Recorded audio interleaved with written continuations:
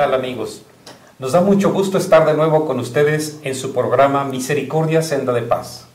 Como siempre, nos alegra la compañía de nuestros invitados, que son el alma de este programa. Hoy tenemos un programa muy especial. Tenemos de invitado al Padre Apolonio Ramírez. Bienvenido, Padre. Muchas gracias, Antonio. Agradezco tu invitación y, aunque me sorprendió, me agarraste de sorpresa y más en estas vacaciones que estoy teniendo. Pues bien, a nosotros nos alegra que haya aceptado venir y participar con usted, que se encuentra en casa, acerca de estos temas tan interesantes. El día de hoy tocaremos el tema en torno al Concilio Vaticano II. Probablemente para algunos de ustedes les parezca un término ya muy conocido, pero para otros quizá no tanto. Lo que sí queremos tomar en cuenta para este programa, que estamos a 50 años del Concilio Vaticano II y que en esta ocasión analizaremos muchos puntos de vista que tienen vigencia, actualidad e interés. Pues Padre, ahora nos encontramos ante este nuevo tema para nuestra audiencia y que nos toca hablar acerca del Concilio Vaticano II. ¿Qué podríamos decir? ¿Cómo se encontraba el mundo? ¿Qué contexto giraba en torno a este Concilio Vaticano II hace 50 años que fue cuando estuvo vigente? Primeramente quiero decir que el Concilio Vaticano II fue para toda la Iglesia una gran sorpresa. Fue convocado o fue pensado más bien por el Papa Juan XXIII y es de su autoría 100%. Él concibe la idea y él viene arrastrando toda una historia de protocolos en la Iglesia como representante, como vicario en algunos países, y él concibe esta idea en esos apostolados, en esos servicios que ya tenía en la Iglesia cuando era cardenal. Cuando es elegido Papa, más le fluye esta idea. Y en una de sus meditaciones, concibe: Iglesia, ¿qué le dice al mundo de ti misma? Y convoca. Los años 50 se fue fraguando la idea. Es convocado en los años 60, 1961. En el 62 se inicia, concluye en el 65, Juan XXIII no lo termina.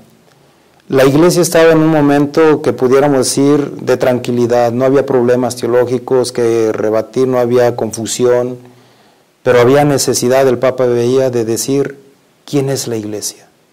¿Qué está haciendo la Iglesia en el mundo? Y eso fue lo que le motiva a convocar. Bien, pues sabemos que los concilios, por tradición, siempre se habían venido realizando por alguna necesidad teológica, definir quizá algún dogma, refutar alguna herejía, quizá algunos otros motivos específicos para que sea palpable la necesidad de un concilio. Aquí nos encontramos ante un momento histórico en el que no existía esto. Entonces el Papa probablemente tenía que mencionar y ver cuál era la necesidad o el motivo para que este concilio se llevara a cabo. Y como bien acabas de decir, pues se cuestionó hacia adentro y entonces se preguntó: ¿qué dice la Iglesia de sí misma? Sí. Y entonces viene la convocatoria y podríamos decir que este fue un concilio de actualización, la palabra quizá más adecuada, porque dijimos no se definió ningún dogma ni tampoco se refutó ninguna herejía. Más que de actualización, hay algo que tenemos que entender. El Vaticano II es una toma de conciencia de la misma Iglesia, no nada más el Papa, los obispos, los sacerdotes, sino los fieles laicos, hasta el más insignificante del creyente bautizado. Es una toma de conciencia. ¿Quiénes somos nosotros? ¿Qué papel tenemos en el mundo? ¿Qué le decimos al mundo? ¿Cuál es nuestra fe que le estamos compartiendo al mundo para darle sentido? Entonces, esas son las preguntas que están de fondo, que desarrolla el Vaticano II y que después plasma en cada uno de sus documentos. ¿Qué estamos haciendo en el mundo los católicos? ¿Qué estamos haciendo la Iglesia? Y por eso hoy, a 50 años de que se concluyó el Vaticano II, ya quizás 51 años, retomar esta idea es para volver a tomar conciencia. ¿Quiénes somos ante el mundo? Porque estamos a 50 años de que fue concluido este concilio. Y solamente una nota al margen, Vaticano II se le llama Concilio Vaticano II porque los concilios tomaban el nombre de la ciudad donde se llevaban a cabo. En esta ocasión es el último concilio ecuménico. Esto quiere decir de alcance universal, porque también hay concilios que no tienen esta connotación ecuménico. Pero este sí, es el último que ha tenido la Iglesia y es el evento más importante del siglo pasado. Esto quiere decir que el contenido del Concilio Vaticano II llegó a tener tal importancia, esta actualización y esta visión de la Iglesia hacia adentro, hacia sí misma, que todavía estamos viviendo estas consecuencias y estas repercusiones. Pero a mí me llama mucho la atención también que ¿por qué Juan 23 fue el que convocó y cómo es que se dio todo este momento histórico para que Juan 23 haya tenido a bien la idea de convocar un concilio? Una de las cosas que hay que saber de Juan 23, él era el representante del Papa. Antes de ser elegido Papa, él representaba a la Iglesia en el Medio Oriente.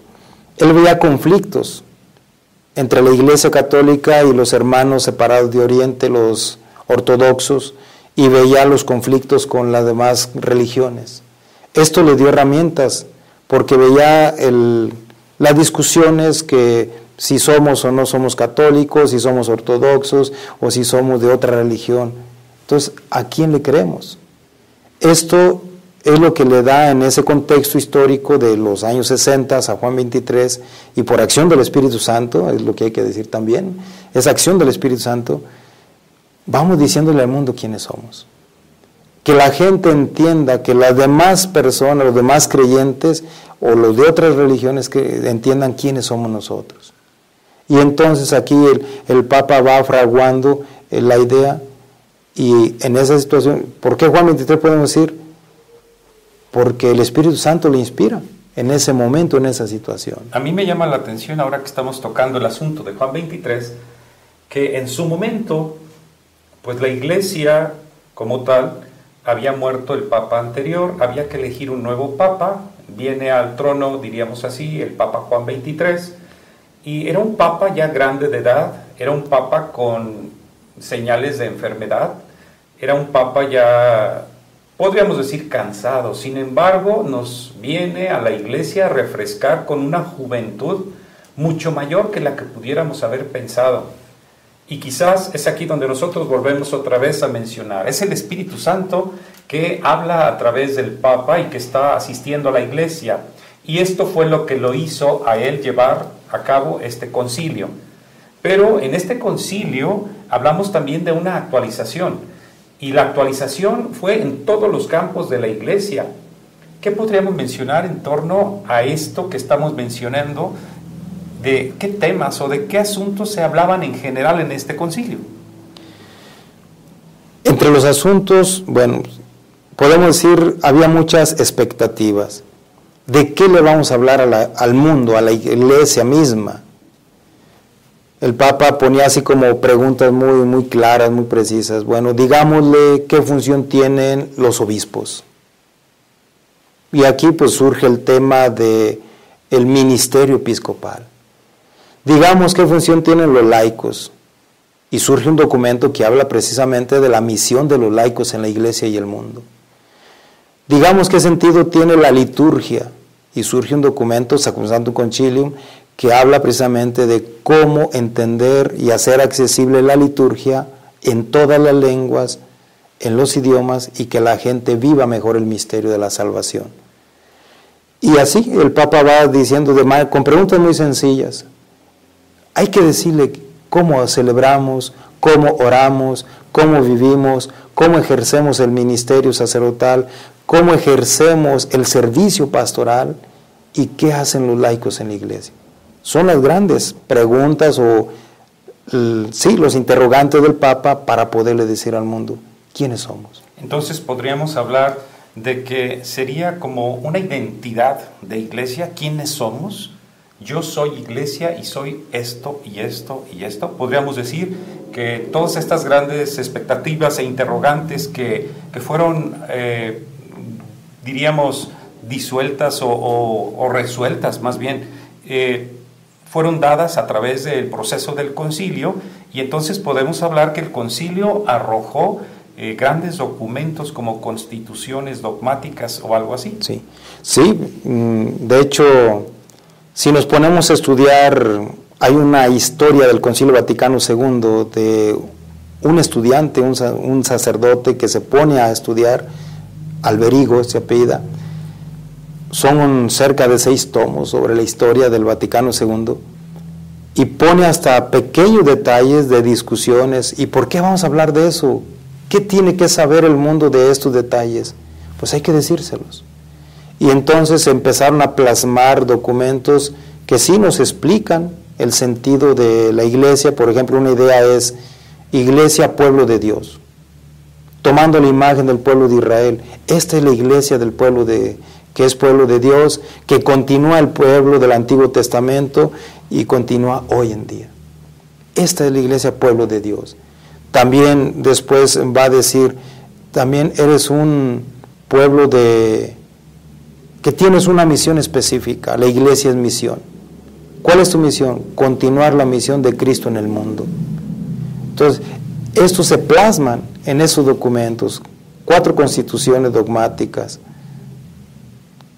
unos 6 decretos y las exhortaciones. Documentos que ahí están plasmados, documentos del Concilio Vaticano II, y que nos dicen quién es la iglesia.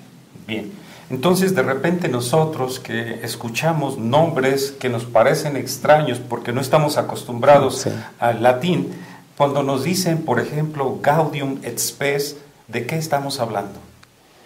Gaudium et Spes, en español, los gozos y las esperanzas. Y dice el mismo documento, los gozos y las esperanzas del mundo son los mismos gozos y esperanzas de la iglesia. Los sufrimientos, los problemas, las dificultades, esas que vive la misma gente, son propios de la iglesia. La iglesia está identificada con sus fieles. Porque también hay otros nombres que escuchamos y que todavía tienen esa vigencia por tradición de la iglesia, como Sacrosanctum Concilium. ¿De qué estamos hablando cuando escuchamos una constitución dogmática llamada Sacrosanctum Concilium? Primero, constitución dogmática. Ese término pareciera muy duro, porque habla de lo que hay que vivir, lo que hay que celebrar como norma de fe. Entonces, y es constitución porque nos enseña, nos muestra, nos da como los pasos a seguir en el comportamiento eclesial, cómo vivir nuestra fe.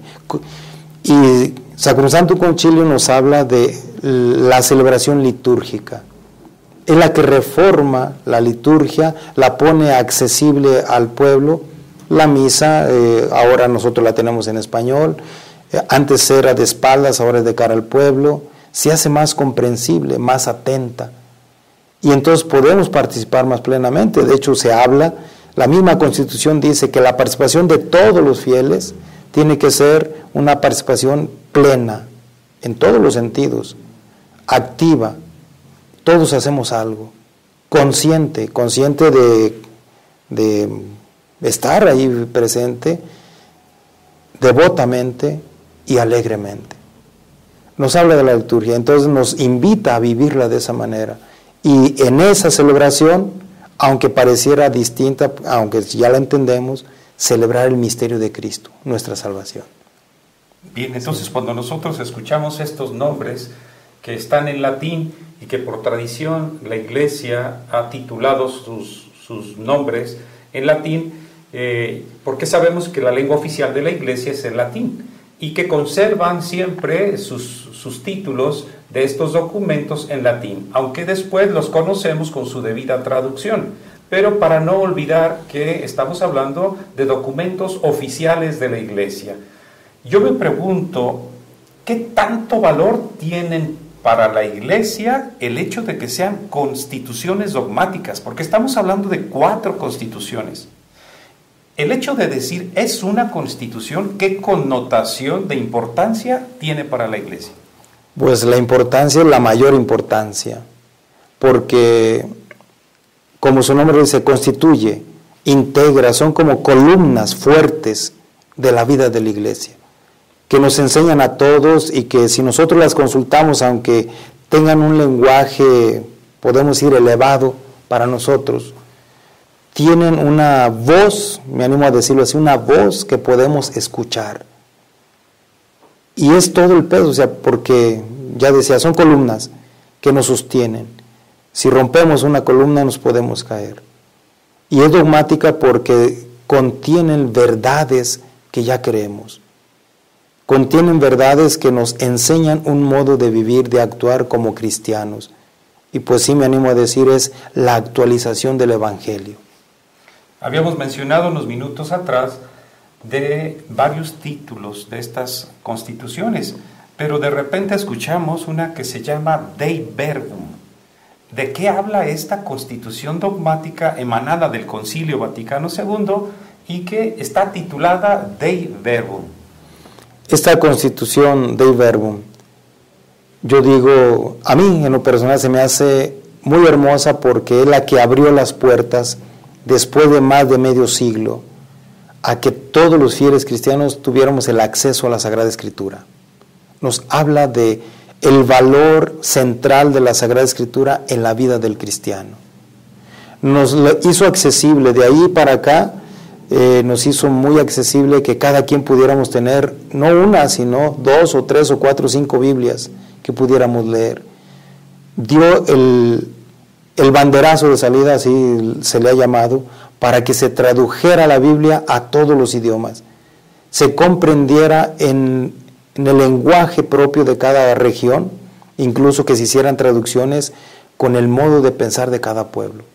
Entonces, tenemos versiones de la Biblia de América, Biblia de Jerusalén, Biblia latinoamericana, Biblia de Jerusalén para especialistas, para estudiosos, ahora Biblia católica del joven, Biblia misionera, Biblia de la familia. Esa es la riqueza de Dei Verbum, acceder a la palabra de Dios para poder alimentarnos, así dice Dei Verbum, es el alimento de la vida de la Iglesia. Entonces estamos hablando que todos estos alcances y expectativas del Concilio Vaticano II de darse a conocer y responder ante la pregunta ¿qué dice la Iglesia de sí misma? Fueron dando estos frutos que ahora conocemos en estos documentos, porque mencionamos que salieron 4 constituciones, salieron algunas exhortaciones y algunas declaraciones, cada una con su debido tema específico, pero que la Iglesia se enriqueció con todo este tipo de documentos. ¿Qué más podríamos decir en torno a estos alcances o expectativas que tuvo el concilio? Pues los alcances hasta ahorita no los hemos podido medir porque el concilio sigue vigente. Yo me animo a decir, sigue vigente, nos sigue orientando nuestra vida, sigue siendo una luz en el trabajo pastoral de las parroquias, en los trabajos de los grupos juveniles, en los trabajos de reflexión pastoral en pequeños grupos o en grandes grupos, en consejos parroquiales, incluso en la universidad. Sigue abriendo el espacio y nos sigue orientando. Además nos sigue poniendo en el contexto de decir, estamos continuando la Iglesia de Cristo. Esto es lo que a mí me ha llamado más la atención.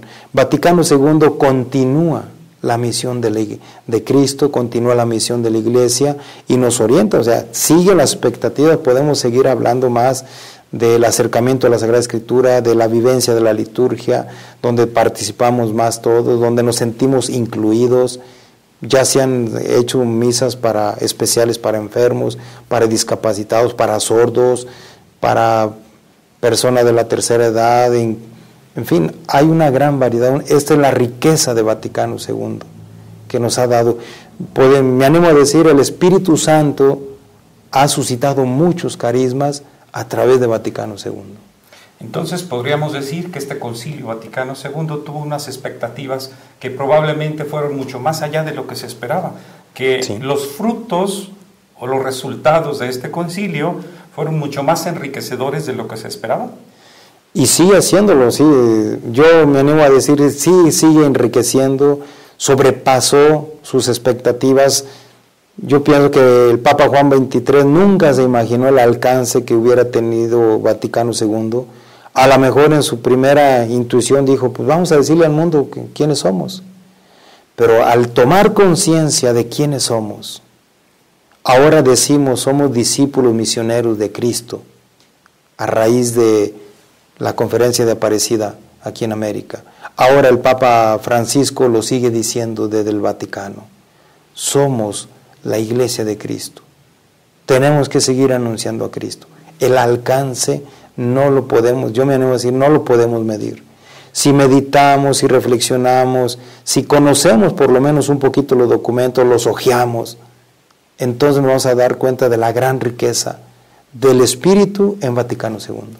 Entonces, podríamos decir que sería una responsabilidad propia de todos los que somos bautizados, que pertenecemos a la Iglesia, el hecho de que nos interesemos por conocer todos estos documentos que emanaron del concilio, porque en definitiva vienen a enriquecer nuestra fe también y nuestra adhesión a la Iglesia de una manera responsable.